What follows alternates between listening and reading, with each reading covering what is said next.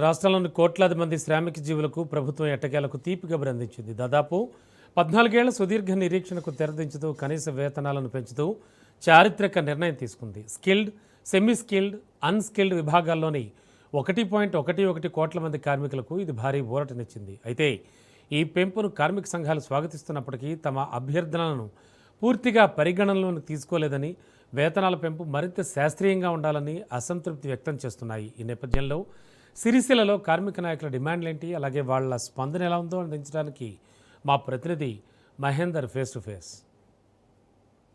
తెలంగాణ రాష్ట్ర సర్కార్ కార్మికులకు వేతనాలు పెంచుతూ కీలక నిర్ణయం తీసుకుంది.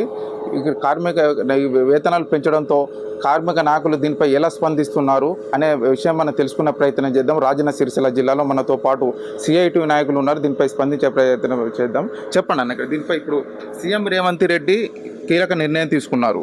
ఇప్పుడు కార్మికులకు వేతనాలు పెంచుతుంది, దానిపై మీరు ఎలా చూస్తారు? దాన్ని ఆయన ఏదైతే పెంచిండో దాన్ని ఇవరికే కార్మికులు కొంతమంది వేతనాలు పొందుతూ ఉన్నారు. ఆ పెంచిన వేతనాలు కూడా కొంత 1000-2000 తక్కువ వస్తున్నాయి. దానిలో పెద్ద పెరిగిందని ఏం లేదు. మేము కార్మిక సంఘాలుగా ఎన్నో ఏళ్ళ సంది డిమాండ్ చేస్తున్నాం. ఈరోజు పరిస్థితులలో ఈరోజు ఉన్న ఏదైతే పెరుగుతున్న ధరలకు అనుకూలంగా ఒక కార్మికుడు వాళ్ళ కుటుంబం పోషించుకోవాలంటే కనీసం 1000 రూపాయలు రోజుకు రావాల్సిన పరిస్థితి ఉంది. ఆ లెక్కన 26,000 రూపాయలు వేతనం వస్తేనే అన్స్కిల్ వర్కర్కి వస్తేనే ఈరోజు వాళ్ళ కుటుంబం బతికే పరిస్థితి ఉంది. కాబట్టి మరి రేవంత్ రెడ్డి సర్కారు మరి కార్మికులు ఎంతో చేసినామని చెప్పుకుందానికి ఉపయోగపడుతుంది తప్పించి, కానీ కార్మికులు దీనివల్ల ఒరిగేదేం లేదు. మేము సిఐటిగా దీన్ని తీవ్రంగా ఖండిస్తూ ఉన్నాం. ఎందుకంటే కార్మిక సంఘాలతో సంప్రదింపులు లేకుండా ఏకపక్ష నిర్ణయం చేసుకుని మరి వాళ్ళ రాజకీయ ప్రయోజనం గురించి కార్మికులు మభ్యపెట్టే విధంగా ఈ నిర్ణయం తప్పించి కార్మికులకు ఉపయోగపడే విధంగా లేదు. ముఖ్యంగా దానికి సంబంధించి పెరిగిన దానికి సంబంధించిన టీఏడిఎల్ కావచ్చు, కరువు భత్యం కావచ్చు, ఇవి కూడా దాన్ని ప్రకటించలేదు. మళ్ళీ దానికి సంబంధించిన రాష్ట్రంలో ఎన్నో రకాల కార్మికులు ఉన్నారు. ఆ కార్మికులు ఏ కేటగిరీ కార్మికులు అన్స్కిల్ వస్తారు, ఏ కార్మికులు స్కిల్ వస్తారనే విషయం కూడా క్లియర్గా లేదు. ఈ శాస్త్రీయంగా లేదు కాబట్టి కార్మికులు అయోమయం గురే పరిస్థితి ఉంది. ఎవరికి 16,000 వర్తిస్తే ఎవరికి 20,000 వర్తిస్తే తెలియని పరిస్థితిలో ఉంది. కాబట్టి ఈరోజు మన తెలంగాణ చూసినట్టయితే అంగన్వాడీ, ఆశ, గ్రామ పంచాయతీ, మధ్యాహ్నం భోజనం ఇట్లా రకరకాల మంది కార్మికులు మన ప్రభుత్వ ఉద్యోగులను పనిచేసి అన్స్కిల్ మన ప్రభుత్వ రంగంలో పనిచేస్తున్నారు. వాళ్ళ కనీస వేతనాలు కూడా అమలయ్యే పరిస్థితి లేదు.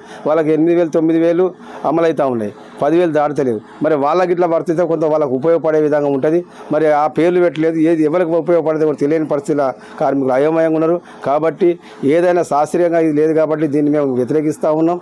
ముఖ్యంగా ప్రభుత్వం ఏదైతే ముఖ్యమంత్రి ప్రకటించారో దానికి సంబంధించి కార్మికులకు ఏదో మేలు చేసినట్టు చెప్పే విధంగా తప్పించి పూర్తి స్థాయిలో మేలు జరిగే అవకాశం లేదు. కాబట్టి ఇది మేము ఎన్నో సిఐటి డిమాండ్ ఏదైతుందో 26,000 కనీస వేతనం అన్స్కిల్ ఉండాలి. స్కిల్లకు ఇంకా దానికి సంబంధించి 32,000, 40,000 దాకా ఉండాలని సందర్భంగా ఈరోజు ఆ రకంగా ఉంటేనే కార్మిక కుటుంబాలు కొంత ఆర్థికంగా నిలదొక్కునే అవకాశాలు ఉన్నాయని సందర్భంగా తెలియజేస్తూ వెంటనే ఈ సవరణ చేయాలని, కరువు భత్యం మిగతా అవన్నీ కూడా ప్రకటించాలి, కేటగిరీలు ప్రకటించాలి, ఏ వర్గానికి వర్తిస్తూ కూడా ప్రకటించాలని మేము సిఐటిగా డిమాండ్ చేస్తా ఉన్నాం. ఇప్పుడు గత ప్రభుత్వాలకు మేలు చూసుకుంటే మీరు ఎన్నో పోరాటాలు చేశారు, వేతనాలు పెంచాలని చెప్పి ఎన్నో ఉద్యమాలు చేశారు.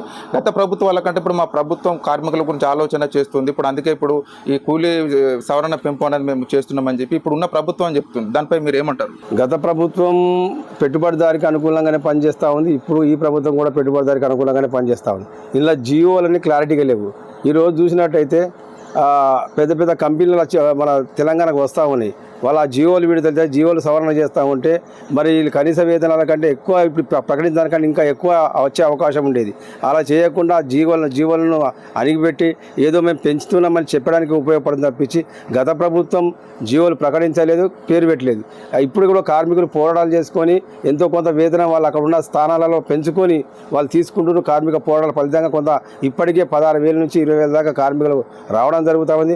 కొన్ని సెక్షన్లలో ఇంకా 26-30,000 కూడా రావడం జరుగుతూ ఉంది. ఈ రకంగా మరి కార్మికులు అన్ని రంగాలను చూసుకుంటే ఇది కొంత అన్యాయం జరిగిన పరిస్థితి ఉంది. కొంతమంది కార్మికులకు కొంత ఎక్కడైతే కొంత తక్కువ వేతనాలు వాళ్ళకు పెరిగే అవకాశం ఉంది. అది కూడా ఆ జీవోల రూపంగా అత్తనే పెరుగుతాయి. లేకుంటే ప్రభుత్వం ప్రకటించింది మాకు రేపు పొద్దుల పరిశ్రమలో పనిచేసే పరిశ్రమ ఏజెంట్లు మాకు జీవో కాపీ లేదు, ప్రభుత్వం వేయలేదని తప్పించుకునే అవకాశాలు ఉంటాయి. కాబట్టి మరి ఆ జీవోలు విడుదల చేయాలి, దీనికి సంబంధించిన కేటగిరీలు అవన్నీ పెట్టాలని సందర్భంగా తెలియజేస్తా ఉన్నాం. కార్మిక నాయకులు మాత్రం దీంట్లో కొంత సవరణ చేయాలి, కార్మిక నాయకులతో చర్చించాలని చెప్పి కార్మిక నాయకులు మాత్రం చెప్తున్న పరిస్థితి ఉన్నది. రాజన్న సిరిసిల్ల జిల్లా నుంచి కెమెరామెన్ శ్రీనివాస్ రెడ్డితో మహేందర్, రాజన్న సిరిసిల్ల జిల్లా.